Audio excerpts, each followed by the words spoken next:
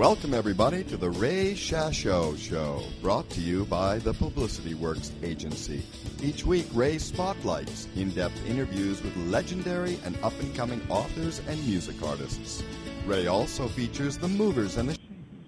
Hello, everyone. I'm Ray Shasho, broadcasting from BBS Radio 1, and welcome to the show, where we spotlight legendary and up-and-coming music artists and authors, brought to you by the Publicity Works Agency. Call us today at 941-877-1552, or visit www.publicityworksagency.com. Remember, we shine only when we make you shine. Our very special guest today is Dennis Locorriere, the legendary lead singer, guitarist, and songwriter for Dr.Hook. Dr.Hook was an internationally recognizable household name throughout the 70s and 80s, and in many territories throughout the world, it retains that standing to this day. Dr.Hook and the Medicine Show did its farewell tour with Dennis on vocals in the late 80s, but it was just the beginning of what he has since accomplished in his long and colorful career. The Locorriere penned songs have been recorded and performed by artists such as Helen Reddy, Lou Rawls, B.J. Thomas, Olivia Newton-John, Southside Johnny, Willie Nelson, and Bob Dylan. As a solo artist, Locorriere has played at countless prestigious venues like Festival Hall in Melbourne, Royal Concert Hall Glasgow, the Liverpool Philharmonic, and festivals including the UK's Glastonbury, and has released 3 critically acclaimed albums. Not for 30 years have the massive hits of Dr.Hook been sung and played live by a band worthy of that title until now. Following the success of the universal release Dr.Hook Timeless in the UK, New Zealand, and Australia, Dennis Locorriere, who from the very beginnings of Dr.Hook to the height of their success was the unmistakable voice of the band's biggest hits and best-loved songs such as Sylvia's Mother, cover of Rolling Stone, Only 16, A Little Bit More, If Not You, Sharing the Night Together, Better Love Next Time, Sexy Eyes, When You're in Love with a Beautiful Woman, Years From Now, and so many, many more. And they're touring the world with an incredibly talented band of musicians and singers playing all of the hits. This is something that Locorriere has done since his Dr.Hook farewell tour in 1985.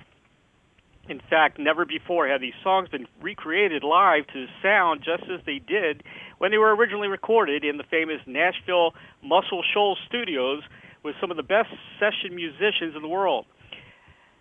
Possessing one of the most recognizable voices in popular music, Dennis Locorriere and the band have already performed sellout shows in New Zealand, Australia, and the UK, and will be bringing this unique experience to the rest of the world.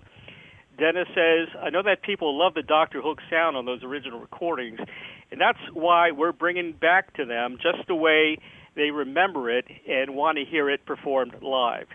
Dr.Hook, starring Dennis Locorriere, the Timeless World Tour is the show Dr.Hook fans have been waiting for.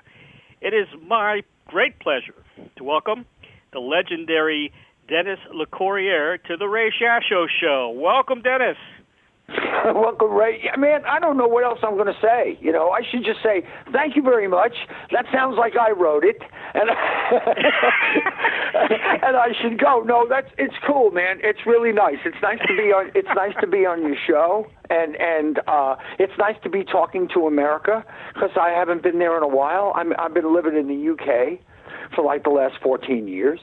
And, you know, I'm looking to get Hook back there. You know what I mean? Let me start at the end of what you just said, okay, about the material being played the way it's supposed to sound. Okay. After the farewell tour in '85, I kind of just went and did other things because I was like in my mid-30s and Hook had a good run and people were talking to me as if you know, talking to me about who I used to be already. And I thought, you know, I really need to give this a rest. I don't want to wind up hating this thing that was such an important part of my life. I don't want to resent it. I want to love it. So I went and I did, like you said, some songwriting for others, and I I did some acting, and I did a lot of solo touring, and there were always Hook songs in the show. I mean, I did a lot of shows with just me and a couple of guitars, and 40 years worth of songs, and some of them were new that I wrote last night, and some of them were on my solo albums, and a good bit of them were the Hook things, but they were a guy singing a song with a guitar, even if it was a big hit. Now you had a guy singing you the song that we first heard or first wrote, very simply, before we turned it into a big bells and whistles hit, So I was kind of on the ground for a long time, and I put a couple of bands together here and there, but I mostly did that singer-songwriter journeyman thing, around the world, Australia, and I just kind of did that.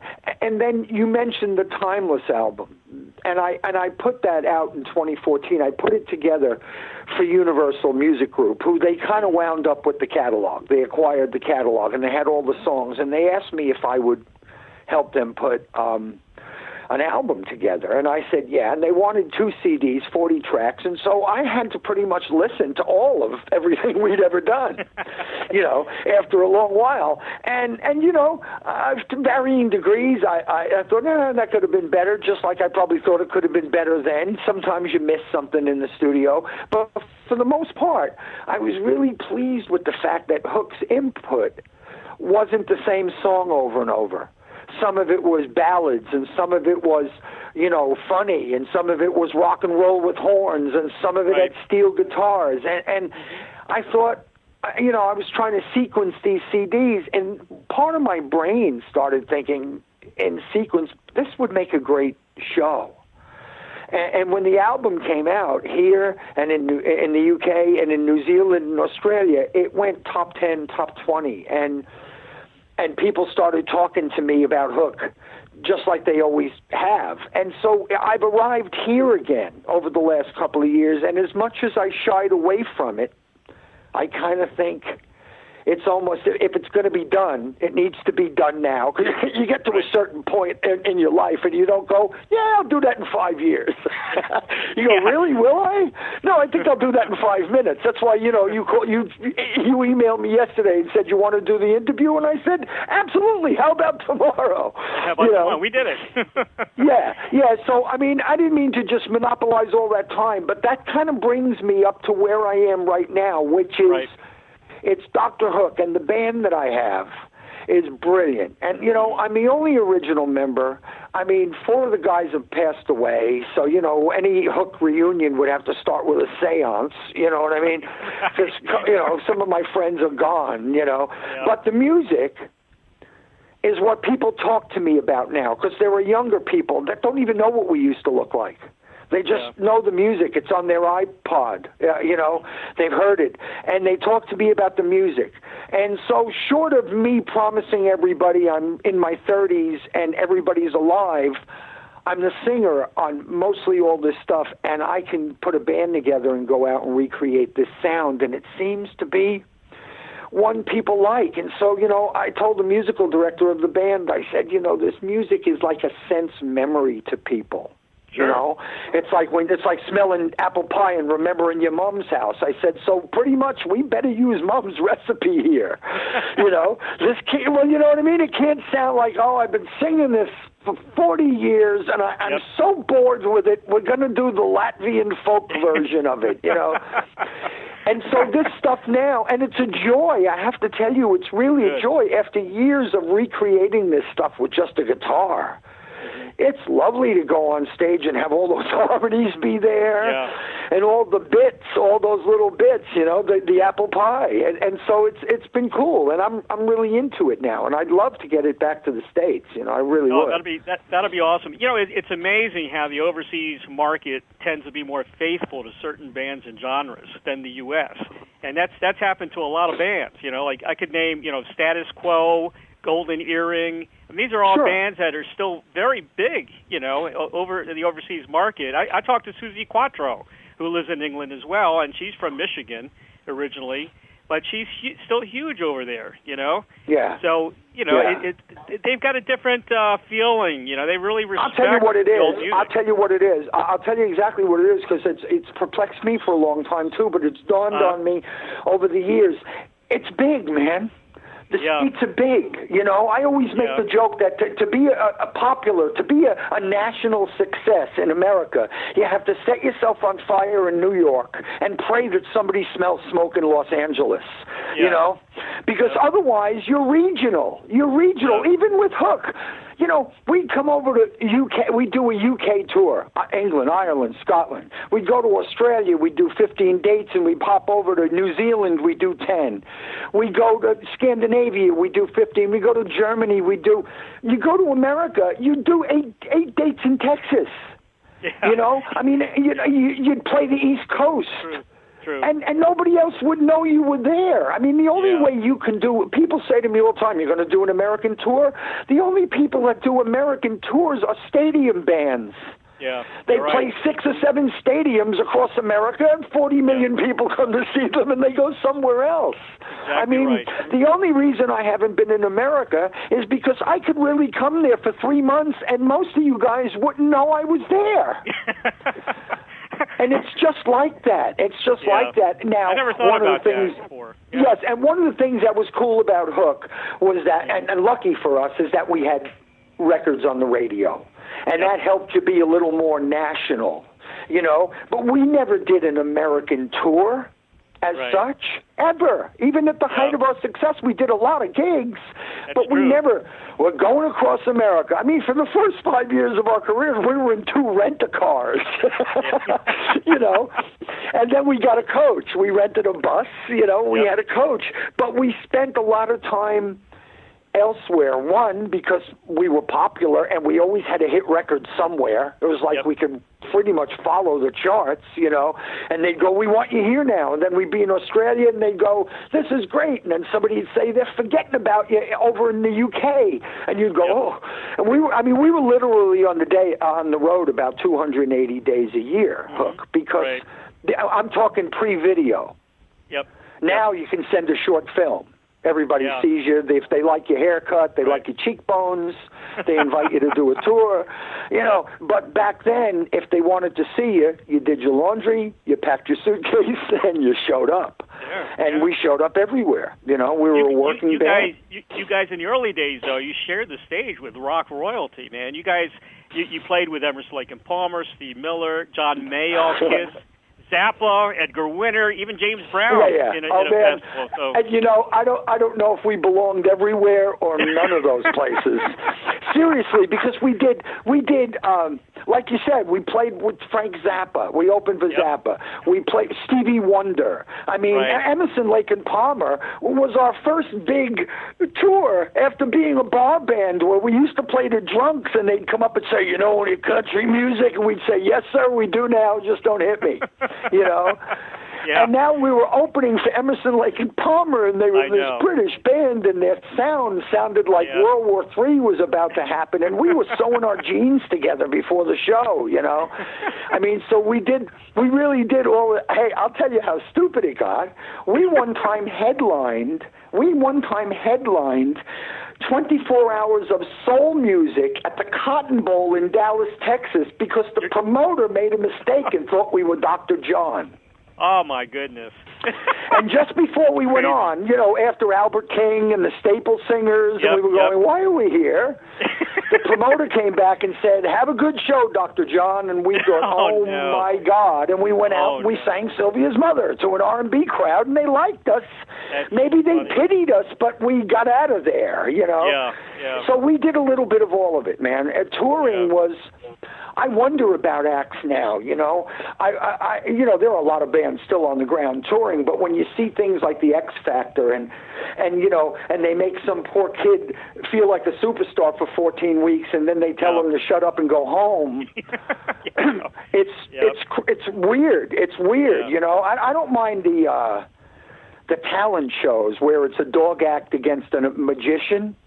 But when it's singer against singer, we got a gladiator arena happening here, man. It's just not fair. Exactly. You know, but that's, hey, what am I going to, because now that I've said that to you, it's all going to change. I know, probably. It's going to stay right where it is, man. As soon as somebody makes money on something, it ain't disappearing anywhere. It's true. You know? It's true. I know. You guys. I guess you got your first big break when you were you played in the movie Harry Kellerman and Why Is He Saying Those Terrible Things About Me? That was probably one of your big breaks, right?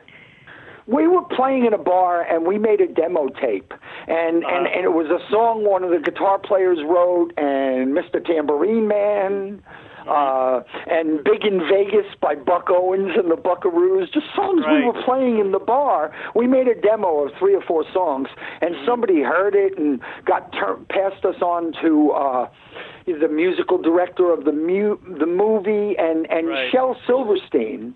Silverstein, the renowned cartoonist and songwriter. He had written the music for the film. And the great thing for me is I was a big Shel fan when I was a kid. You know, I used to go to parties. We used to put on these albums, and he had a very strange voice. But he was one of these guys that he'd play this song and break your heart, and the very next song, you'd be rolling on the floor laughing, and it really impressed me. And I one time saw him standing on a street corner in New York, and he looked so gruff because he had a shaved head and a black beard, and he looked so mean. He was actually a sweetie pie, but I stood there for 20 minutes and did not have the nerve to say hello to him. And then he wandered away with a friend, and I thought, oh, missed opportunity. And somewhere within that next year, these guys brought a tape to us at a rehearsal studio and said, we want you to learn these 2 songs. Don't mind the guy's voice. It's very, very strange. Just learn these songs. And he put the tape on, and it was Shel. And I freaked out. And the other guys didn't really know Shel because they were all from down south, and Shel was very much a Chicago, New York kind of entity. But I freaked out, and I couldn't believe I was actually going to get to sing songs that this guy wrote, you know, after not having the nerve to talk to him, you know. So that Harry Kellerman thing happened. And because of that, I think CBS Records, Sony after a while, but CBS Records had the soundtrack for that album, for that movie. And we got an audition with the president and, you know, kind of went in and threw stuff around his dressing room and, around his office and auditioned. And I'm pretty sure that he signed us just to get rid of us, you know. Now, the scene was filmed right prior to a Grateful Dead concert. Is that right? Oh, yes.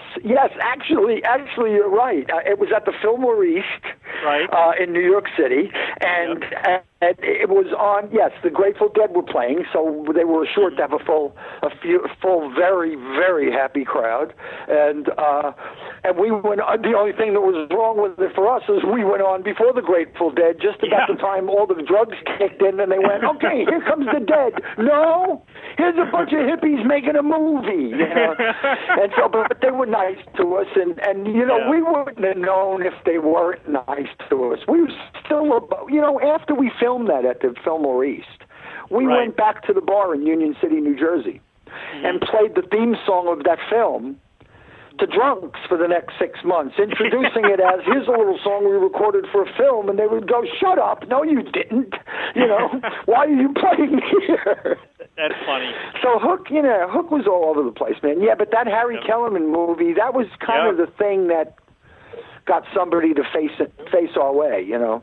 I want to remind the audience that the movie would star Dustin Hoffman, Dom DeLuise, Barbara Harris, Jack Warden, David Burns, and Gabrielle Dell. I mean, that was a hell of a cast. It was. You know? It was also directed by Ulu Grossbard and written, most importantly, by a great writer named Herb Gardner, who also wrote 1,000 Clowns, and he wrote I'm Not Rappaport. I mean, big plays that, you know, have been put on all over the world. And we were very, very lucky to be involved. You know, Dustin Hoffman liked us, and, you know, he did the David Frost show, and he insisted that we be on. And again, we did the David Frost show and then went back and played in the bar. I mean, we were crossing for a long time. But we were very, very lucky, you know, because we really had to run to keep up with that crowd. You know, they'd say, can you be at the St. Regis Hotel tomorrow morning at 6 a.m.? and we'd play till 3 a.m. in bars. Right. So we'd say, yeah, and we'd show up at 6, 10 after 6, and the crew would breeze in about midday. Yep. But we couldn't afford not to be there. Yep. You know, we had to show up and be sitting on the steps when they showed up, you know. Bar bands make the best bands, you know, because you guys have had lots of practice. You've been in any type of atmosphere, different crowds, you know. At peril of your life. Anything. At peril of your life, yes. Definitely. Well, 72 was definitely a breakout year for the band. Sylvia's Mother was your big hit. That first big hit came out. And, of course, it was followed by Cover of the Rolling Stone, which was huge. And, you know, I watch a lot of the YouTube videos of the band and everything. You guys had a lot of fun together, didn't you? You know something? We stayed a bar band in our hearts. Exactly. Yeah, we stayed a bar band, and we, you know, we went out and we continued to do what we did. Because when we played in bars, you know, like I said, we'd play whatever it took. We'd play dirty versions of hits. You know what I mean? We'd just make rude versions of Proud Mary. You know what I mean? And the bartender didn't care as long as we were on stage 45 minutes, off 15. And back on stage. And, you know, the way we used to find out it was time to leave the stage is he would turn the jukebox on. So we'd be playing or singing or talking, and it would go rolling on a river, and we'd go, okay, we'll be back in 15 minutes. And then we'd be having a drink or talking to somebody, and all of a sudden it would be rolling. We'd rush back. I was, hello, we're back. I mean, nobody would announce us. We would just have to work it out, you know. But, no, we stayed a bar band, which is, I think, made it fun for us. Mm-hmm. And then, you know, once we started having success and opening for people like Emerson, Lake and Palmer, we found that all very, you know, something to really giggle about, because it was like, what? You know, what are we doing here? You know, and that's, so yeah, the first one, Sylvia's Mother, big hit, you know, and I'll tell you what, when that single came out, it pretty quickly got to number 99 in the Billboard Hot 100, and then fell off the charts. And the record label panicked, and we were going, whoa, that was great, because we'd been in the top 100, you know what I mean? We had nothing to compare it to. You couldn't bring us down. That wasn't a disappointment. I wasn't in the top 100 last week, you know? So, I mean, so we maintain that attitude, you know, but then once you start having the success, you got to think about it a little more seriously. Right. You know, and we started traveling. We had families. We're away from home a lot. And the one thing you cannot do, man, is you cannot go on radio and TV and complain about a life that most people, without all the knowledge of what it is, wish they had. Mm-hmm. Nobody wants to hear you on television going, I can't believe I'm having to go to Australia, you know, because people go, I wish I could go to Australia, and people would clap when I'm done working, and it's true. So you pretty much have to measure it, you know. Yeah. But it got to be a gig. It got to be, and we went from Dr.Hook and the Medicine Show, the hippie bar band, to Dr.Hook Incorporated. Right. But, you know, I'll be honest with you, Dennis, you sound the same, man. I mean, I was watching you on Shell's Houseboat. Yeah, it's on YouTube. I guess that was some kind of, they were filming that. Was it a kind of a special for a show or something? That was a Scandinavian special. That because is that we had gone over to Scandinavia. Yes. We went to Scandinavia and played the Roskilde Festival. We went and played the Roskilde Festival, and it was in the middle of summer, and everybody was naked. And so when we came out to do our encore, we came out naked. And, you know, the lucky ones were the guitar players, quite honestly. But we came out, and because Scandinavia went, and they put that on TV over there, and the Scandinavian crew went, we're going over there and seeing what these guys do. And we didn't, you know, I think we probably even got naked at the end of that one, because they went, so you get naked at the end of every show, right? And I don't even get naked at the end of every day, you know? That's funny. That was just something we did. But they came over and filmed that show. That houseboat show on Shell's houseboat. That's followed us around. I mean, you know, it was just us standing there in front of Shell's bed. He had a bed there in front of the window, and we did whatever we did. I haven't seen it in a million years. You know, you guys are hilarious, man. You and Ray, you know, you guys make a good team together. We did. Ray and I, you know, Ray's 13 years older than me, and near the end of his time in the band, he kind of didn't want to do it anymore. And the hardest thing in the world to do, I'm talking 81, 82, and then we stayed together and did a few things around the world till 85, and then we did the farewell tour. But Ray was, you know, in his 40s, and he wanted to, you know, he'd been doing it.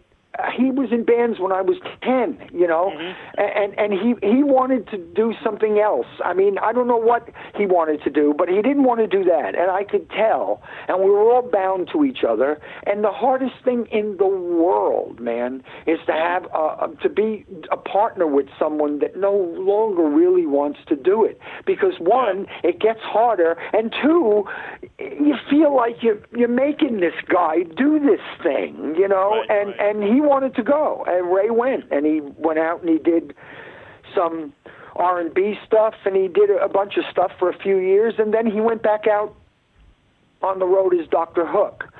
And the unfortunate thing about that, and now we were off the road already, we'd done our farewell tour, but the unfortunate thing about that was that when he left and it all broke up, I kind of maintained the ownership of the name. Right. And so Ray came back out as Dr.Hook, and it became my lawyers talking to his lawyers, and you know, this escalated in mythology as Ray and I were behind rocks shooting at each other.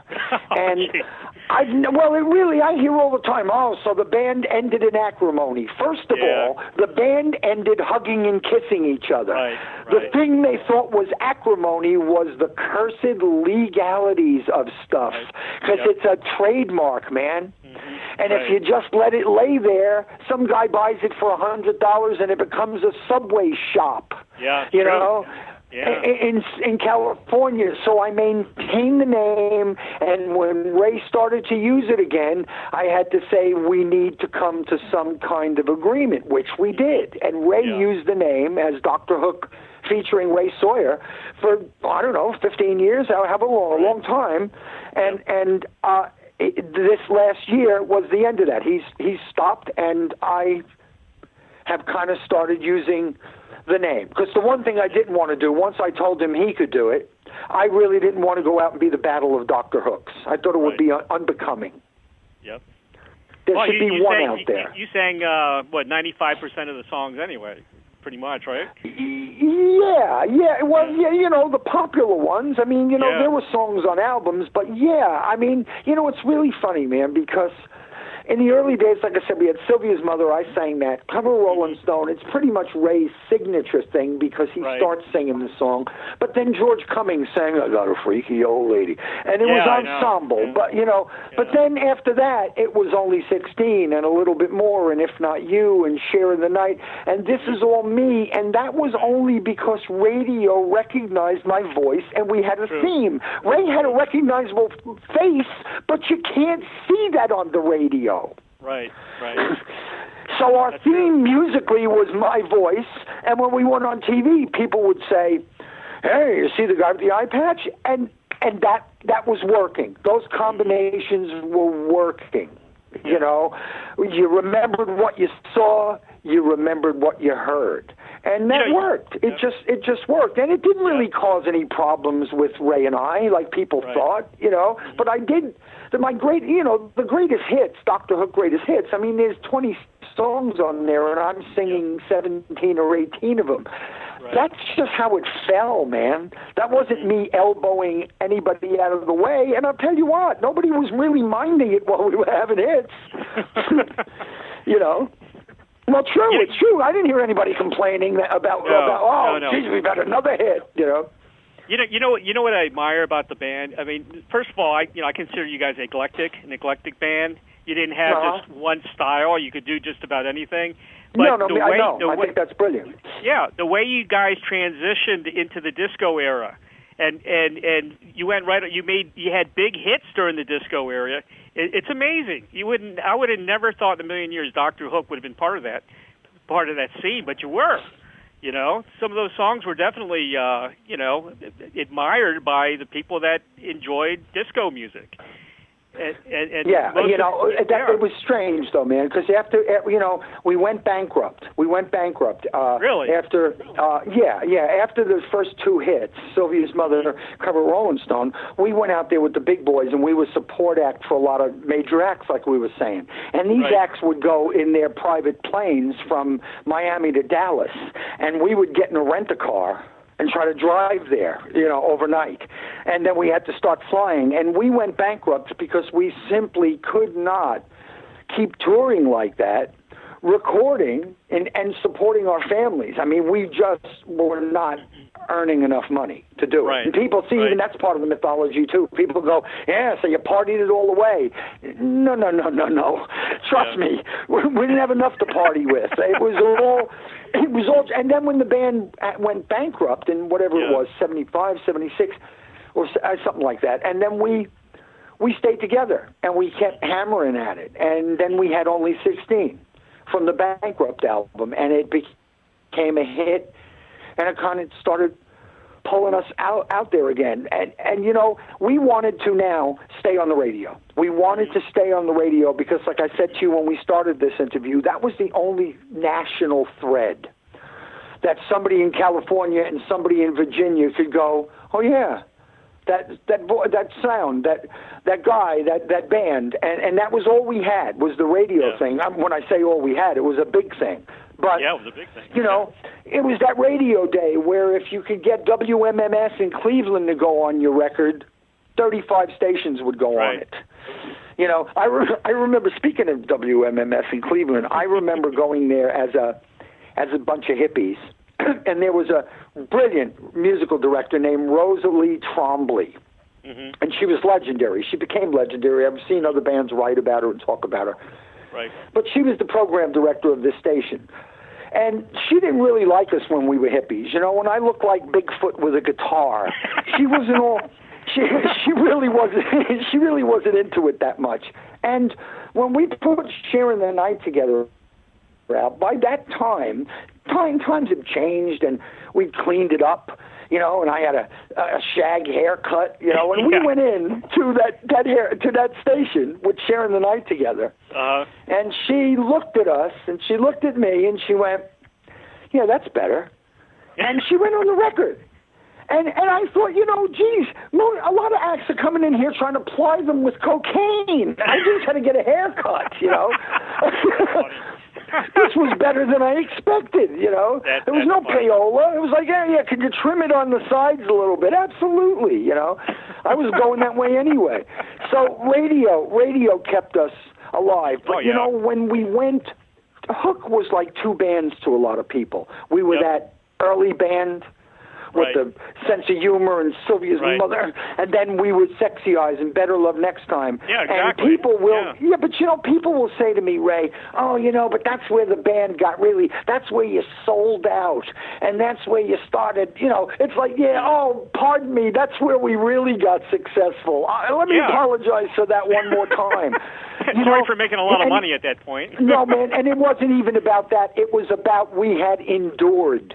And we were, and our families were okay, and we were a success. And no matter how many times people want to say to me, "Yeah, I liked you better when you were that old bar band," if you listen to the Greatest Hits album, most of them are those ones that people say we sold out on. And had we not had that string of hits, we might have been relegated to. I remember them. The Novelty Act. They had that one weepy song, and then that one about the cover of Rolling Stone. I remember them. But we endured. We endured, and I'm proud of that. And you know, you can say now, this is where what? This is where what? If you were me, you would have laid down and died and let your family starve and let the band go to hell? No, you wouldn't have. You make decisions with tracer bullets going over your head, man. You make them on the spot. And I hate having to apologize for that, you know? But no, you should. I thought you guys were brilliant. You know, I was a top 40 DJ back in those times, back in 78, 79, 80, when you guys had the stringy hits. And, you know, I mean, you fit right in with the playlist, what was going on for the time, you know, sharing the night together. When you're in love with a beautiful woman in 79, which was also recorded, I think, at Muscle Shoals, right? Sound Studio? Yes. Yeah. Brilliant players. You know, Better Love and Next that's, Time. Yeah. You know, I mean, you wanna have that kind of thing, you know. And those players, that Muscle Shoals thing, see, that's another thing. When we started recording those hits, we were going into the studio and we were recording them with top-notch killer players. I mean, the people who played on When You're in Love with a Beautiful Woman are the same musicians that played on, you know, Aretha Franklin's Respect and Kodachrome by Paul Simon. And, you know, as an individual, not as the sharp end of a band or a team player or anything, I always had to sit on the fact that I would go into the studio with the producer and we would cut these records and the band would go home. And I always used to have to sit on that information because I always felt like, well, you know, I don't want to start saying it because I love those guys in the band. The way they played them every night live. I mean, you know, the records would have meant nothing if we couldn't have gone out and played them. Just these studio guys were brilliant and they were fast. And we would have to go in a studio and cut an album in 2 weeks because we were going somewhere else. And so it fell that way. You know, it really just fell that way. But now I'm 67. I'm a singer. I'm representing Dr. Hook, and I want people to know that I recorded hits with the same people that played with Aretha Franklin and Paul Simon. You know, but I always felt like it was telling tales out of school. You know, but then again, the Byrds, they're in the Hall of Fame. They didn't play on their own records. It was the Wrecking Crew. Yeah, I know. The Wrecking Crew were amazing, weren't they? Yeah, but what I'm saying is there are people in the Hall of Fame that have influenced rock and roll that didn't play on their own records. So that's another thing I've stopped apologizing for. Exactly. I agree with you, 100%. You know? And see, this all comes with perspective, man. It just comes with perspective. And now it's all about the music. Now it's about, you want to hear Dr. Hook? If you want to see Dr. Hook, then you're going to have to go to YouTube. If you want to hear what Dr. Hook sounded like with the guy who's singing the stuff, then I can give you that. You know what I mean? I can't.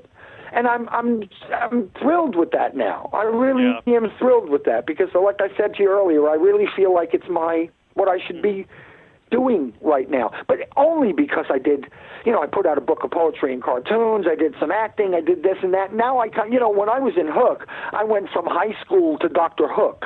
You know what I mean? And that's all I knew. I didn't feel very well rounded. I think I even said when we were on the cover of Rolling Stone, later years, I said, the only thing that was wrong with that for me is I didn't have anything to say. I was 20. I was on the cover of Rolling, what am I, Barack Obama? What was I going to say? You know, I had no idea what to say. I know. You know? You know what's ironic?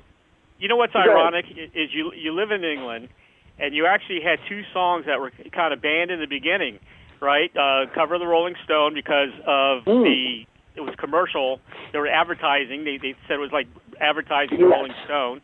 And the 16 song, right, was also also banned. Yeah. And you live in England. Both banned by the 16 thing has happened much later. Right.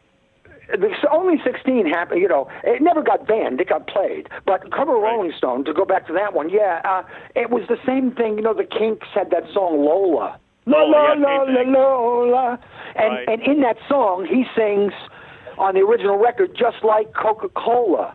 And the BBC said, we can't say Coca-Cola on the radio, that's a brand name. So we changed it to Cherry Cola. And this was the same thing. Because we kept singing Rolling Stone, that they thought we were selling it door to door and hawking subscriptions, I would imagine. Yeah. So they banned it, but CBS Records, there was a phone number that everybody had where you could call and listen to it, and I thought, that's very clandestine. I like that. I like that. And now only 16, when Timeless came out, two short years ago, I went up to do some radio, and they said, would you sing a song? And I said, sure. And I was going to sing only 16, and because of all the nonsense that's gone on lately with over here, there's been all the scandals about people are coming out of the woodwork, and there's just so much sex scandal and stuff that they said to me, oh, you won't be able to sing that anymore. Mm-hmm. And I thought, oh, okay. It breaks my heart. I mean, it's not about, first of all, you're singing about a 16-year-old girl, but you're singing from the perspective of a 16-year-old boy. Yeah, exactly. Or a 17-year-old boy. It's not a 50-year-old man singing about a 16-year-old girl.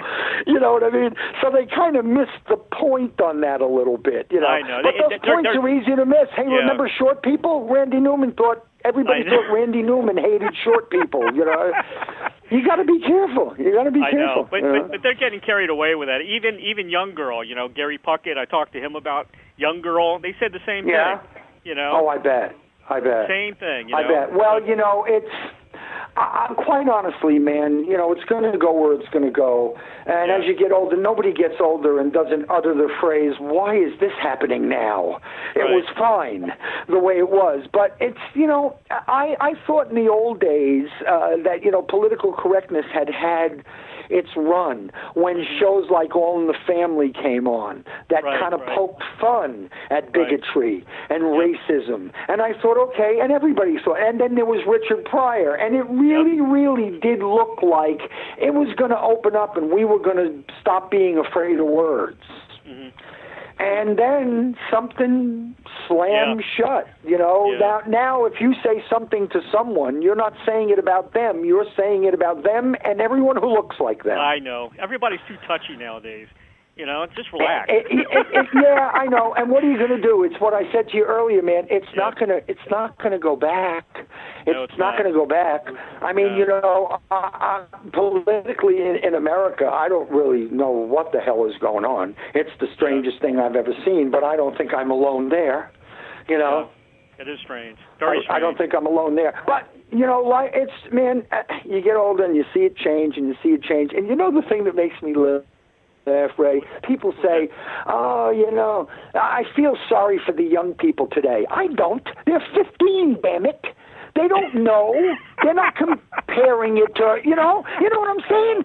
They're dealing with what they got, and they're rocking. They're not going, when I was 13, I could go to the movies for a nickel. I mean, they're not comparing it to anything. I know. So please don't feel bad for young people. Encourage them. They're all we have. They may hold the elevator door open as it's slamming shut on our faces, That's true. But I don't feel sorry for the young people today. Why would you feel sorry for young people? Yep. Pardon me. Our drummer, Aki, when we were in Australia, he had a birthday. And I said to him, how old are you? And he went, oh, man, I'm just turned 47. And I went, oh, shut up. If I was 47, I'd still have 20 years to play with. I know.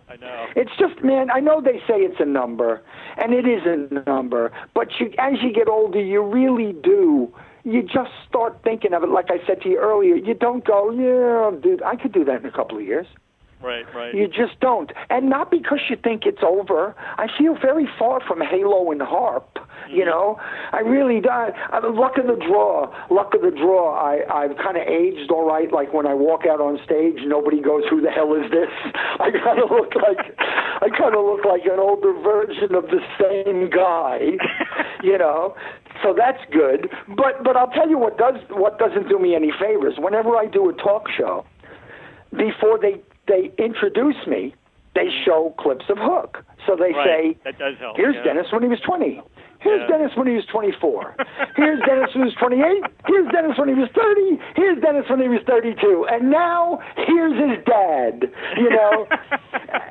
And, no matter how well you've aged, you don't go as compared, hey, you look great, but not as compared to what I've just seen.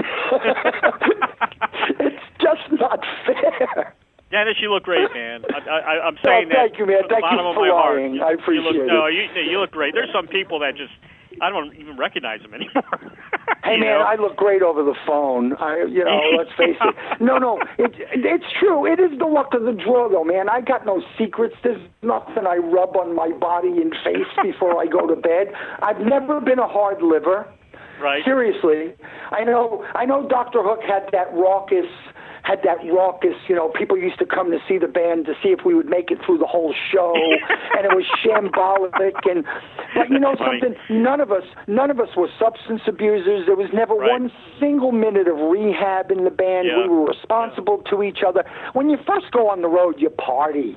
You party because you think it's going to last a minute. As soon as you realize this is your career, you go, I better slow down here. We got 5 shows in the next 4 nights, So it tempers itself. But, people say to me all the time, so come on, is it true that Dr. Hook was always stoned? And I say, yeah, just like David Bowie was actually from Mars. Part of it, I mean, there was an attitude, and it was the 60s and early 70s, but no, man. I mean, it's like the drunk on the high wire. If he was really drunk, there'd be one show. Well, hey, Dennis, you're not stoned now, right? No. So we'll see. There you go. If you're not stoned now, you sound exactly like you did back then, back in the heyday. So that proves your point. Oh yeah, no, man. Believe me, it just slows me down, man. I'm pretty good. It is really the luck of the draw, though. It really is the luck of the draw. You just have a lot of energy. I feel. Yeah, and I feel great, but you know something? When you get older, every day you wake up and you go, I feel really good, and then your brain goes, well, how long do you think that's going to last? Then you remind yourself how old you are, and then you go, oh, shit. Well, yeah. When I really remind myself of how old I am? When it's 4:30 and I wake up to pee. That's when I really remember. I know. And I think, don't think. And then your brain goes, don't think about what? And it's all over, ladies and gentlemen. I want to talk about a show that you were part of. That was Jim Capaldi, who died in 2005. You did that charity concert, right? You're a part of that, and it was Pete Townsend, Bill Wyman, who I think is a friend of yours. Did he play in his band for a while? He is now, yeah. And Steve Winwood, Joe Walsh, Paul Weller, Cat Stevens was in that. Talk about that show. That must be awesome. Jim Capaldi was a songwriter and singer and drummer for Traffic, the great group Traffic with Steve Winwood, and when he passed away, they just did this big because he was involved in a lot of children's charities, him and his wife. So they did one big thing in London at the Roundhouse, and I got involved in that, and it was really nice. I sang a song or two, and I was in the band. I played harmonica. And, there was a week-long rehearsal for everything, people in and out.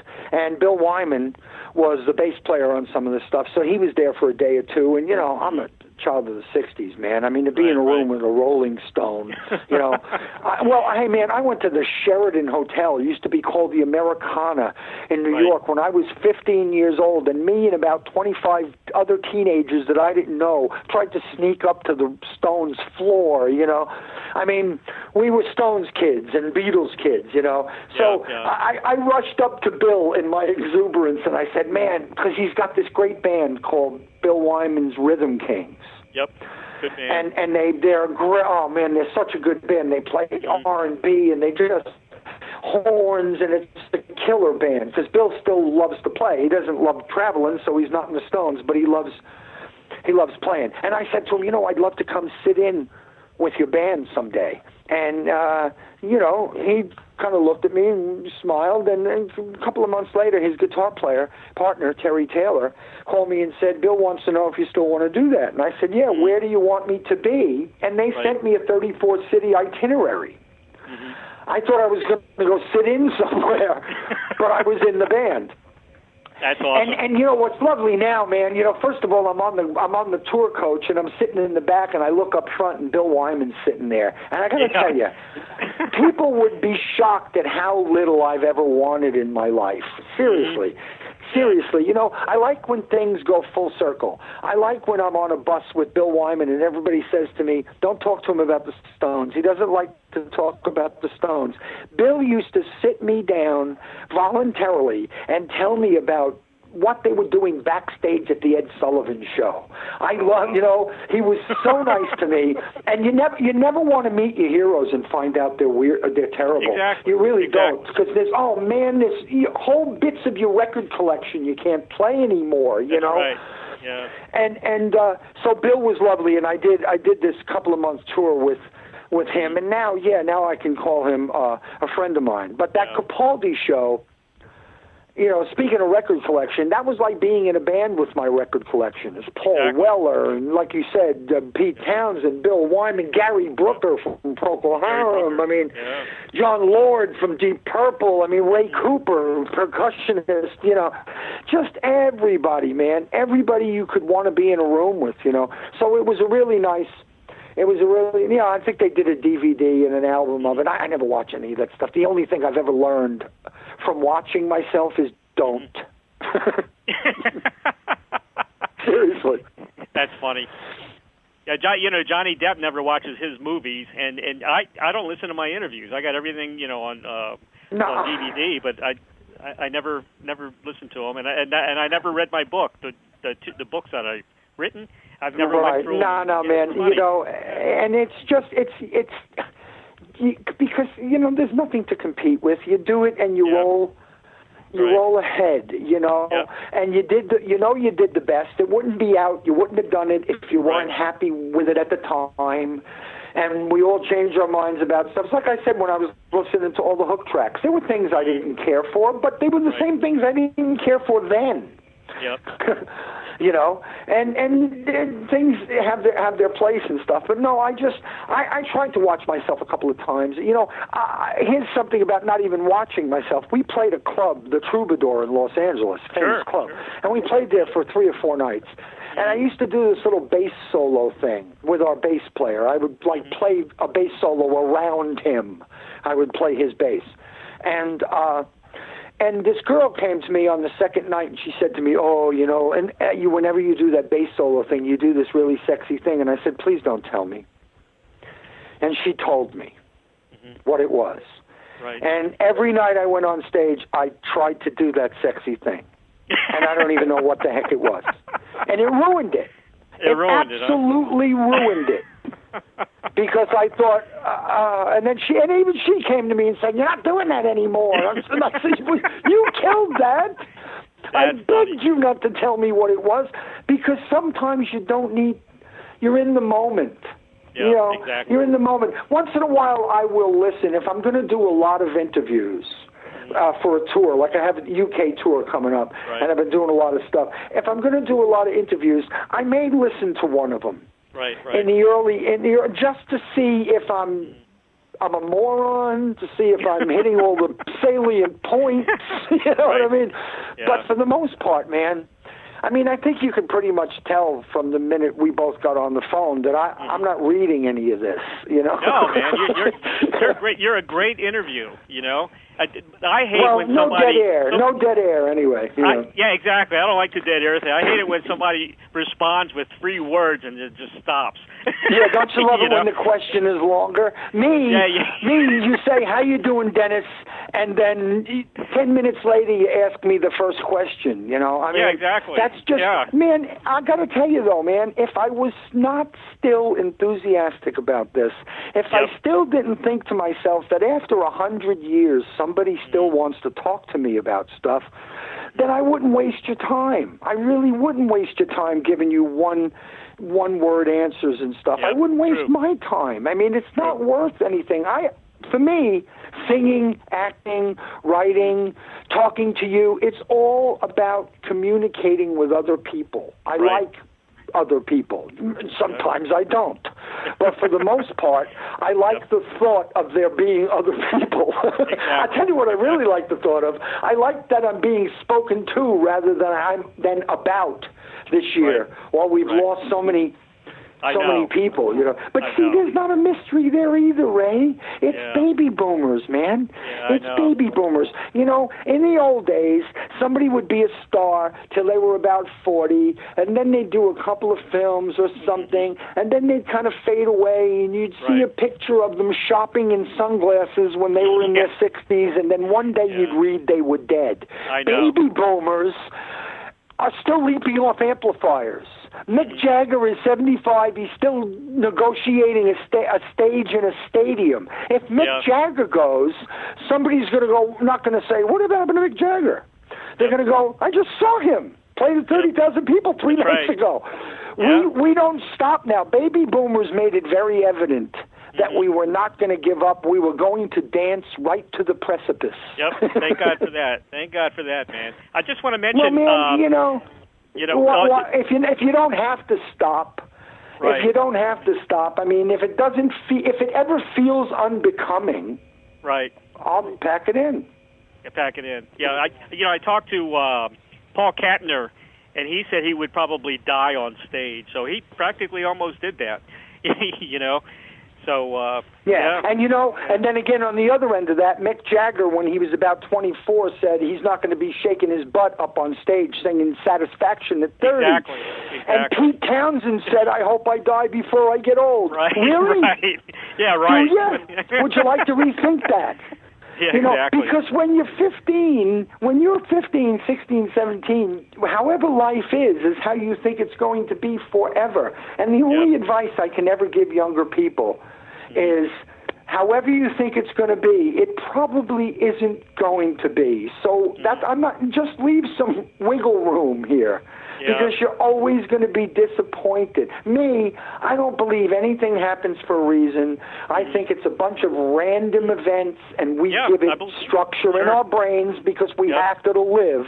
But still, I'm always disappointed when something doesn't happen the way I thought it was going to happen. And that's silly because I didn't think it was going to happen anyway. It's not about that, But that's life and, whatever. Man, I really hope I could get this band to come play in the States. I hope do. so, too. And don't forget Florida. I'm in Florida, and we broadcast from California. So, I'm hoping you come to Florida. You're in Florida and you broadcast in California? From where? We broadcast from California, right? But I'm in Florida. So well, there you go, though. So I sort of set myself on fire in Florida, and they'll smell smoke in California. So I almost did what I said. It's pretty cool. All over the world, really. We broadcast worldwide, so you're in good shape. Oh, man, good. Oh, that's good. No, that's great. Yeah. That's great, man, because, if you're going to still be doing this, you might as well have people know. So this is really valuable to me, Ray. I appreciate it a lot. Dennis, what about another album? Do you have anything in the works, or what are you thinking about? In my head, I do. Okay. In my head, I do. Yeah, it's a strange climate when you hear people like Roger Daltrey say, "Oh, the Who's not going to put out another album. Nobody buys albums anymore." Right. It makes you wonder. Because I would love nothing more than to put out another Hook album, but I don't want it to just be a personal vanity. Quite honestly, if I put out another Hook album, I'd like people to hear it.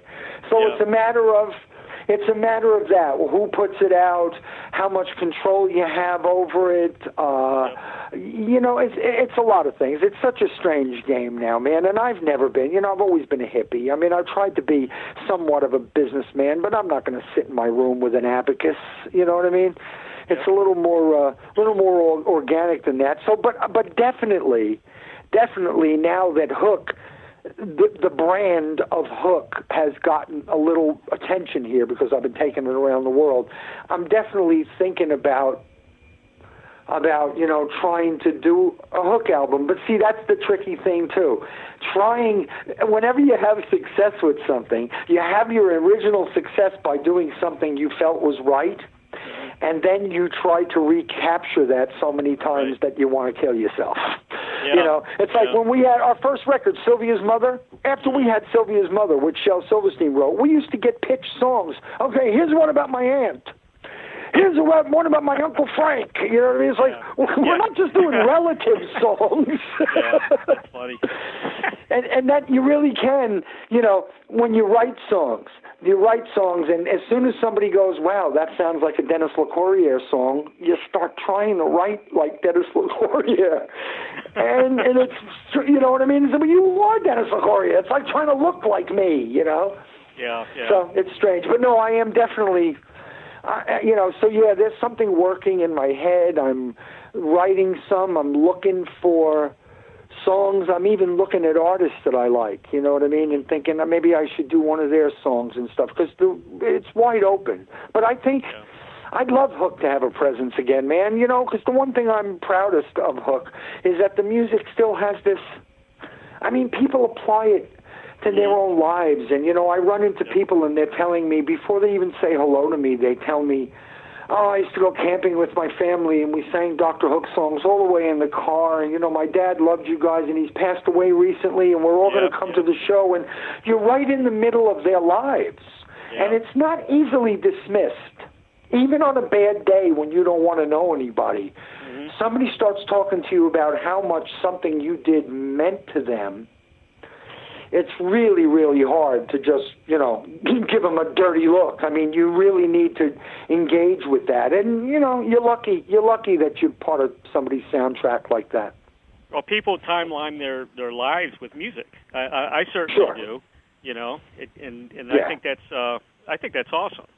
I really do. But I'll tell you what, so do I, and I'm a big Beatles fan, and I listen to that stuff all the time, and I have a lot of favorite music, but, I also am the guy that knows when Paul McCartney puts out a new album. And I like it when he puts out a new album, because I've always loved him, and I trust him, and I know there will be something, if not everything, on this new album that I will cherish. And it always makes me wonder, when you've had a history, like Hook, and you put out a solo album, and people go, oh, I love you, this band, and you say, have you ever heard my song? Oh, no, I didn't know you had one out. Now, some of that is marketing, because, I'm not on EMI anymore. I put out stuff on independent labels, but it makes you wonder, say, well, why don't you take a listen to my new album, because you might really like it, because for me, I want to know what Paul McCartney's still thinking. Sure.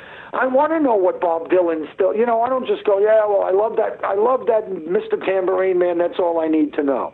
And I realize some people don't plug into music like that, but I often wonder where it is that they stop trusting you. And I think it's probably when they all have kids and they all go out and they start having their own lives, because that's what happens to your music too, is families and kids that like your music, and then later on they go out and they have lives, and maybe they don't think about you again until they're in their mid-30s and their kids are a little bit older. And then they go, oh, there's a guy from Dr. Hook, he's still alive, maybe we should go check him out, I like to see you put out... I like to see you put out an album and bring in some special guests.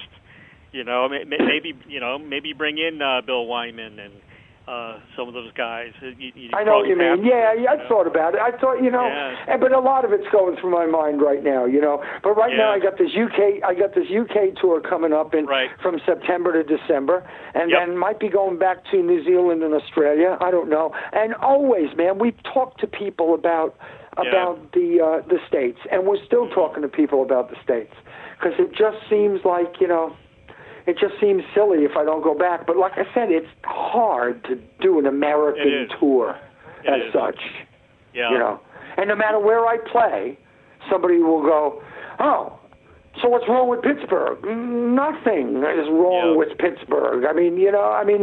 That's the risk that you run, is that, wherever you do play, that means you didn't play somewhere else. So I don't know. You probably have to do it in pieces and pieces and pieces, but then you have to keep your band away from home forever and stuff like that. It's just tough. But I want everybody in the States to know that I haven't just walked away. I'm an American, still pay taxes there, and I would love to come back and sing these songs that started there. Dennis Locorriere is alive I missed and Saturday Night Live, and I missed I missed the Four Seasons. I don't mean Frankie Valli. I miss spring, summer, fall, winter. I don't see those anymore. You could set your watch by them when I grew up in New York. Dennis, I want to thank you so much, man, for being on the show today. Thanks, man. Hey, really, we did this whole interview. Wow. Cool. You've given us so much great music, and you continue to give us great music. I want to wish you the best of luck on the tour, which is very successful. I saw all the sold-out dates. Yeah, it's doing all right. It's doing okay, man. It's nice. Yeah. I mean, it's nice. I mean, and it's nice. It makes my life simpler when I go out and I know there's going to be people there and people who like what I'm about to play. It's a nice. We should all have those kind of problems. My biggest problem on this tour is what songs to leave out. Right. Yeah, exactly. Yeah. Well, that's a good problem. Thank you, Ray. I appreciate it, man. I know I talk a lot and I laugh about goofy stuff, but thank you very Dennis, much. You've been great, man. It's so nice to hear somebody that hasn't changed from 30 and 40 years ago. You haven't changed. You haven't changed a bit, man. You sound great. I'm checking my pulse. And as soon as I get off the phone, I'm going to check my reflection and make sure I still have one. Okay, good. Thanks, Dennis. Thank you, my friend. Listen, you know where I am now. You got my number. Anything comes up, you're doing a Christmas raffle or something, let me know. I'm around. I appreciate. We'll get you back on the air again to see what you're doing in the near future. How's that? Okay, yeah. Keep. Yeah. Let's do the 6-month checkup. But there you go. We'll do the 6-month checkup. Okay. Thank you, my friend. All right, Dennis. Take care, man. Bye-bye. Bye-bye. Visit the official Dennis Locorriere website at www.dennislocorriere.com for all the latest band news and concert dates. Also visit the band on Facebook at www.facebook.com/Dr. Hook official or on Twitter at https://twitter.com/Dr. Hook official. Very special thanks to Adrian at Night Owl Productions in the UK for arranging this interview today. Join me bi-weekly Mondays at 3 p.m. Pacific, 6 p.m. Eastern on The Ray Shasho Show. If you have comments or suggestions you would like to be a guest on The Ray Shasho Show, call 941-877-1552 or email us at ray@publicityworksagency.com. And don't forget to purchase a copy of my book entitled Check the G's, the true story of an eclectic American family and their wacky family business, or the second edition entitled Wacky Shenanigans on F Street, proud to be politically incorrect in Washington, D.C., available now at Amazon.com. You'll live it. Have a great week, everybody. Thank you for listening to the Ray Shasho Show, brought to you by the Publicity Works Agency. Call 941-877-1552 or visit us at publicityworksagency.com, specializing in author and music artist publicity plans. We shine when we make you shine. Join Ray Shasho every Monday at 3 p.m. Pacific, 6 p.m. Eastern on BBS Radio, Station 1.